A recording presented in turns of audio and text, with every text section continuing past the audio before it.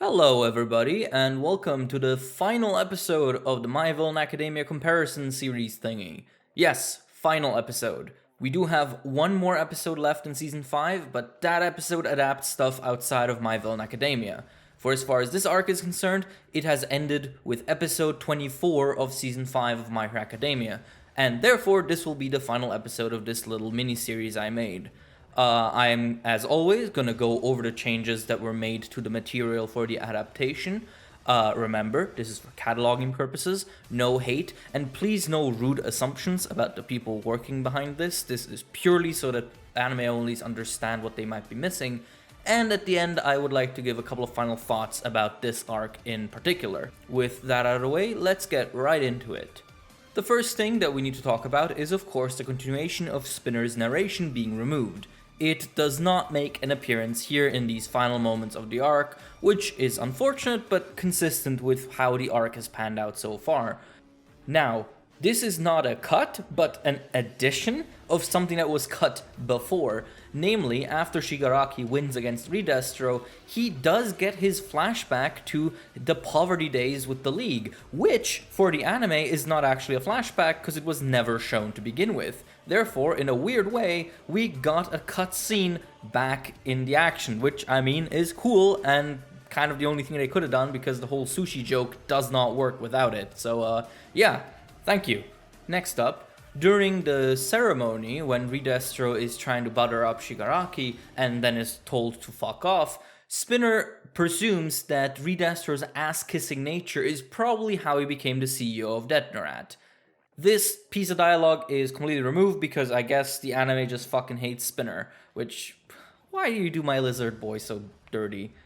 But also, another interesting thing, this episode marks the first time the anime outright mentions that Redestro is the CEO of Detnerat. It hadn't struck me that it had not been mentioned so far, but yeah, I guess it's good that we have that fact in the anime now, even though it comes at a bizarre point. And lastly, Shigaraki's comments about how he doesn't feel comfortable in his new clothes is removed. This seems like a small thing at first, but it does actually have some interesting implications in the source material. Shigaraki during the ceremony is dressed in a fuzzy coat that is very reminiscent of Overhaul's design and a suit reminiscent of All for One's design. And him being uncomfortable in these is sort of symbolic of the fact that he is neither of them. He's neither of these supervillains, but instead something completely new, which is then shown later on when his actual villain outfit is actually more similar to that of a hero, full with a cape and muscle suit. So, it's a shame that we lost it, but, it was gonna happen. Small things like these are prime candidates for being cut for time. Now, this isn't a cut per se, but it's something I've seen people bring up in comment sections over and over, and I want to just quickly address it. People seem to be pretty upset, or at least annoyed, at how the anime has handled Shigaraki's hair color, saying that they don't change it at the right time and it should have been white much earlier and they ruined that transition. And I don't want to judge on that, but I do want you all to keep in mind that the exact moment, or in fact, whether or not Shigaraki's hair switches colors at all, is not actually clear in the manga. Some people, myself included, think it switches here. Other people think it switches here. Other people think it switches here. And some people think it switches when he gets hit by Redestro's stress, because the white hair is not actually a sign of awakening, it's the stress getting to him.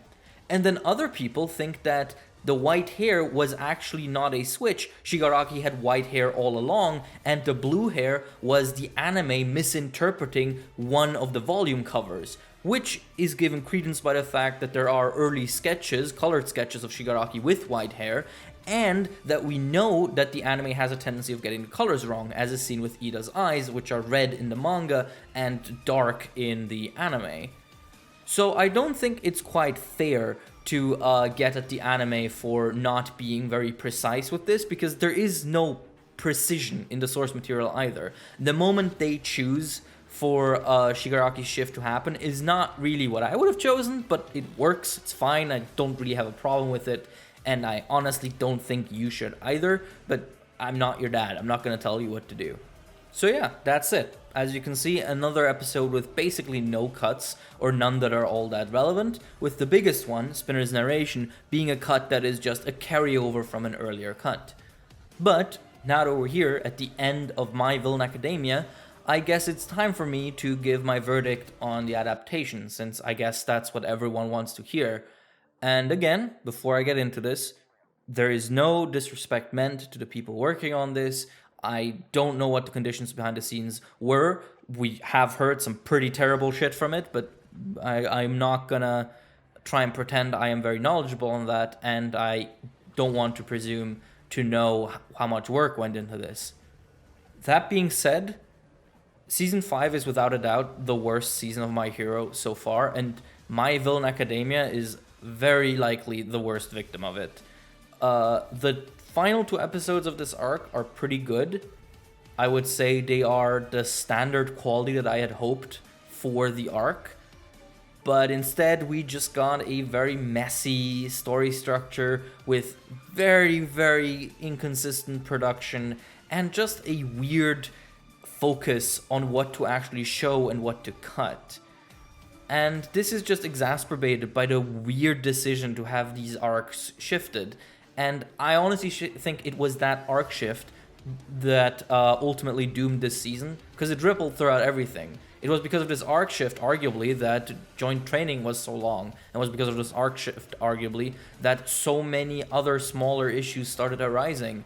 And as I said, I really don't know what happened. The movies, we now know, do not have the kind of effect people think they have.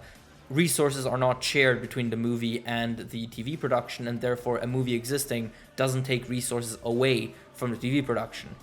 However, one guess I am ready to venture is that the movie's existence sort of forced the TV production's hand, in the sense of that they wanted to have the movie filler promotion episode close to when the movie releases, and that was only possible if Endeavor Agency happened earlier than it did. This is pure speculation, I want to make that very clear. I have no insider info on that, but that's what I would guess from based on how this has worked out. And just in general, it's a shame that this is what we're left with. Like, we have heard now that the production was very, very dicey, with episodes allegedly having been completed the day before they are supposed to air, which isn't great. And to that, I also want to say that I've seen a lot of people wonder in the comments, how come a seasonal series has these problems? The thing you have to remember with MHA is that it is only released in seasons, but MHA is actually produced the same way a long-running show is. Right now, they're already working on Season 6, and they started the moment they were done with Season 5. It is a continuous production that just so happens to be released in seasons. So it might not have some of the benefits you might just initially think it should have. And yeah, I guess it all just came to a head in this season, and it's a huge fucking shame that the arc that suffered the most under this sort of cavalcade of industry issues was the one everyone wanted to be good. And yeah, like, I'm not gonna lie, I am crazy disappointed in how this turned out, but at the same time, this just is the way the industry rolls sometimes, and there's very little I or you, for that matter, can do about it. For what it's worth, we got an excellent adaptation of Shigaraki's backstory, followed by a very, very good adaptation of his awakening. And at the very least, it has provided us with some interesting ways of seeing these events again. But yeah, that is it. This has been very disappointing, but there's nothing we can do about that.